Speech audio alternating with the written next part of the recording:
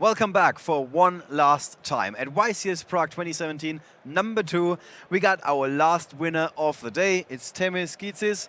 Congratulations. Thank you. Nicely done in the feature match. We tried to write down what happened, but it was a little bit not that special, actually, at least to us. It was weird. Okay, thank you.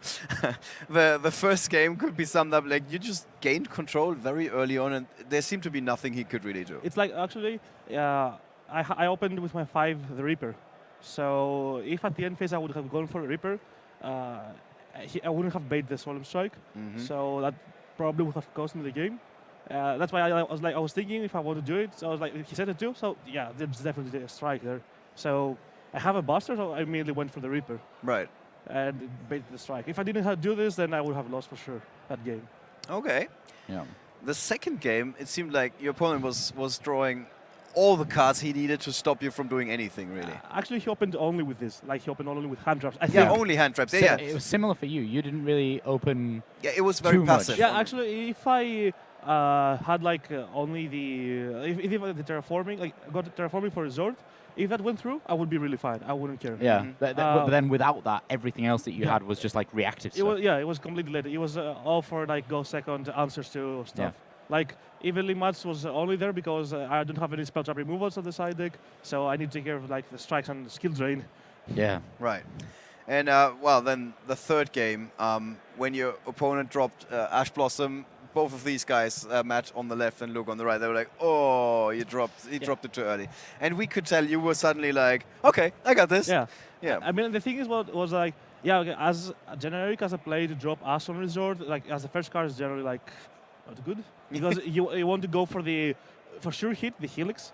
But I think it was because I had, if he had resolved it, I would have gotten my master plan, and I had Foolish Bearer Goods. So even if he had Reaper, and if he had kept the cherries, I would have first gone like for Helix, he would have cherried it, ashed it, and I would have gone for the Foolish Bearer Goods for master plan, and then just do exactly the same do thing it anyway. again. Yeah. So there was definitely nothing he could Yeah. do. Oh, okay. I think well, at that point, both me and Matt were just like, "Oh, Yeah. we didn't realize that you had Foolish Barrel Goods as well." Yeah. Well, I still had like, just drawn an agent. It was Yeah. enough.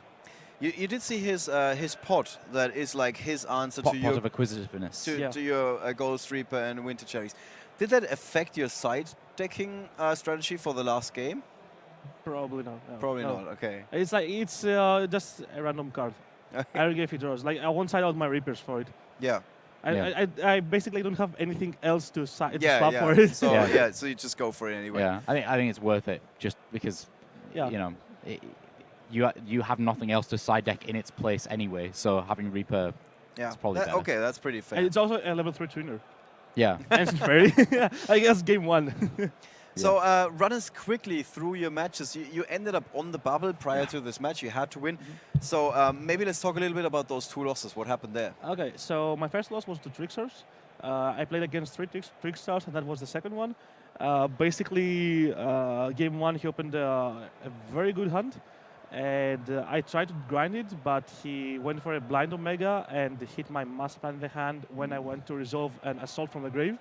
And it really hurt, so I lost that game. And then game 2, there wasn't something special.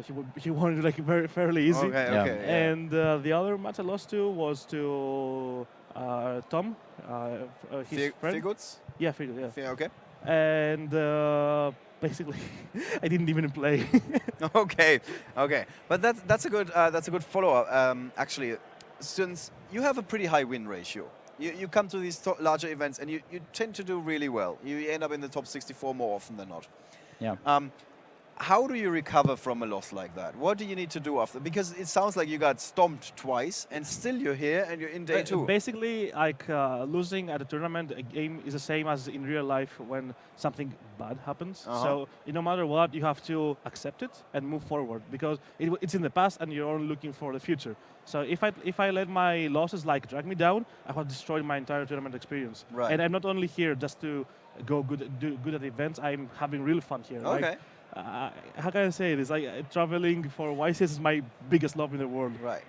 So It's good advice. yeah. It's very good Thank advice. Yeah. So we had 22 players from Greece Yeah. at the start of the tournament. I don't have the latest numbers, but in round 6 we had 20 players. So only 2 Greek players dropped. What is the secret of you guys that you're so good? Is it only the elite players from Greece No, that are no, coming no, over? no, not at all. Actually, I got an interview earlier, right in coverage, and I explained there because like we're not that many players. Like in Greece, total we should be like 250, something like that. And nationals were 150 to 180, something like that. So basically, the thing is that most of them are in Athens, and in Athens we have 8 locals. And there are. That's a lot. Yeah. Actually, there are. I thought you were going to say something like we got 2 locals or No, no, no, something no. like that. It's literally like you have way too many options where you want to go Okay. during the week, during the entire week, actually. Yeah. You have a lot of Uh, regionals. I just checked your win ratio. There's a lot of regionals on there in Athens. Yeah. Yeah, because of the locals. Yeah, right. And basically, like, because we have many good players, and we got like either to the same locals or different locals.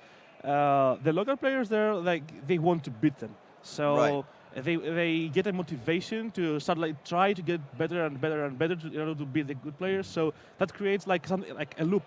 So we drag the average players higher. So basically, it's the same reason why Everybody gets better, basically. I see this all the time. Like Greek nationals are very, very hard because the average Greek player is better than the average like German player or Italian player. What? You could have picked another nationality, but Ollie's going to take offense. It's fine. It's fine. The statistics are speaking for you, my friend. Yeah, actually. I have to admit it. In case you're interested, your win ratio is actually, so if this was for last season, it was 65%. So okay. 2 out of 3 matches. No, that's really good. That's really, really good. Anything more than about like 55% Like is for considered last very year, good. 2016. Yeah, so Last season. so From 2016-17. World Championship to World Championship, basically. Okay. Yeah. So- I'm very happy for That's this. very good. That's very good. Yeah, Yeah. but But I think Marcelo had the highest win ratio Yeah. on Euros. But that's Euros, just yes. crazy. It was 85%. yeah. I thought it was 80 something, like amazingly crazy. Yeah, that is Yeah, crazy. but it's not like there's no one around 80. There's just like Marcello, then like Marcello's up here, like He's off camera. he's a Then it's beacon like of you know, hope. like Yeah. Alpai, Joshua, someone else, and then you are like you know It's like just with those guys. Car- Marcello car- is just so far ahead of everyone it's else. the card game Jesus at It's the like top. my Euros ratio is super bad. No, that's good. That's really good. My YCS ratio is like, yeah, cool, but my Euros ratio is super bad. Yeah. I don't know why. Well, maybe that's the goal for this season. Next time it's going to be the match. There number are 1. many goals, actually. Okay. Okay. All right. Well, thank you so much. Thank you as well. We're going to see Thanks, you man. again tomorrow. You're not going to oversleep because you've been to enough of No, these no. events. Yeah, that's some more advice for you guys. We've had a fantastic day one. I hope you guys enjoyed the coverage we had. We definitely had a blast over here. Yeah, it was awesome. It was very fun to commentate on these matches. Yeah, it was so Tomorrow diverse. morning, we're going to be back at 9 a.m. So in case you're in a different time zone, it is 10:15.